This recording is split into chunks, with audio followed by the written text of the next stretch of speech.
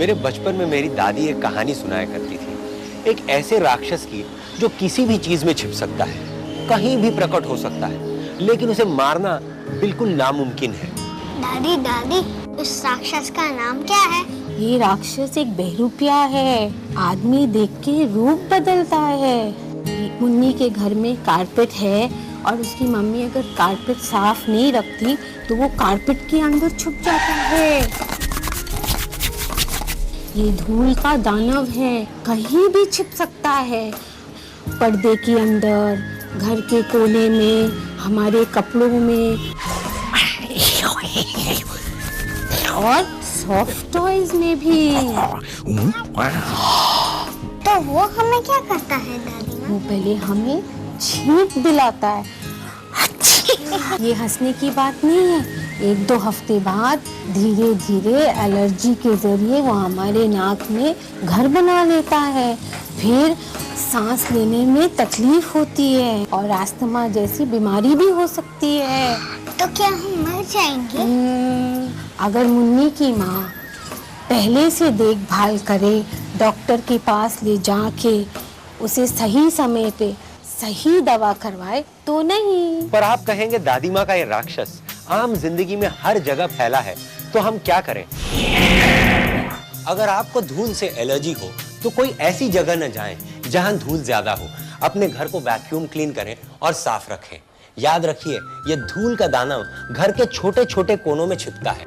पर एलर्जी कोई रोग नहीं, ना ही कोई एक तरह का वायरस जिससे आप हमेशा के लिए छुटकारा पा सकते हैं। तभी तो दादी माँ के मुताबिक ये इतना बड़ा राक्षस है। चलिए अब हम आपको एक ऐसे डॉक्टर से मिलाते हैं जो एलर्जीज की विशेषज्ञ हैं। Allergies basically occur when the body starts producing high levels of a substance or a protein called immunoglobulin E.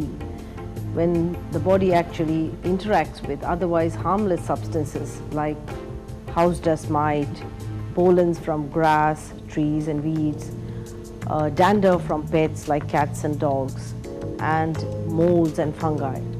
Basically, the body starts producing high levels of a substance called histamine, which is released and causes all the different symptoms.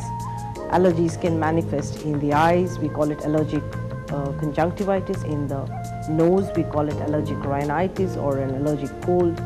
In the lower airways or the lungs and bronchi, we call it asthma. In the skin, we call it atopic dermatitis. And people can be allergic to food substance like milk, egg,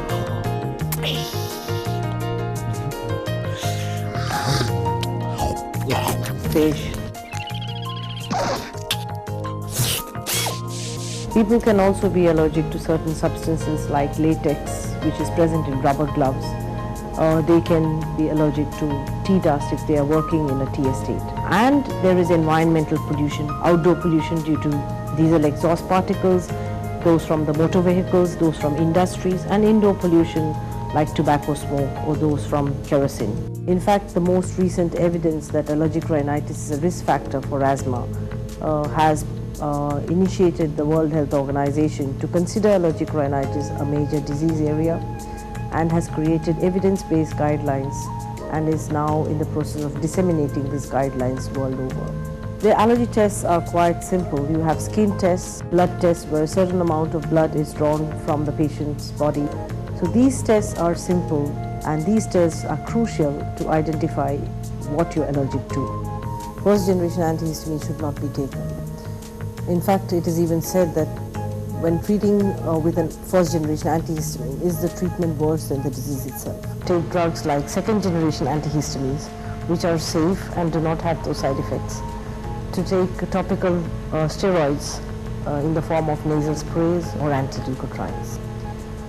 Besides these kind of drugs, we also have something called immunotherapy, where you give increasing doses of the allergens, gradually increasing doses of the allergen to the patient to treat the disease. I'd like to say that do not neglect your allergies, especially allergic rhinitis, which is the most easily neglected of all the different allergic diseases.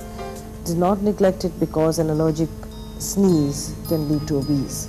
जैसे मेरी दादी माँ कहा करती थी, हमें उस राक्षस से डरना नहीं चाहिए, क्योंकि यही तो वो चाहता है कि हम डर जाएं वो कहीं भी छुपा हो उसे ढूंढ निकालना है और उसके खिलाफ लड़ना है ताकि हम बन सके सचिन तेंदुलकर जैसे स्ट्रॉन्ग।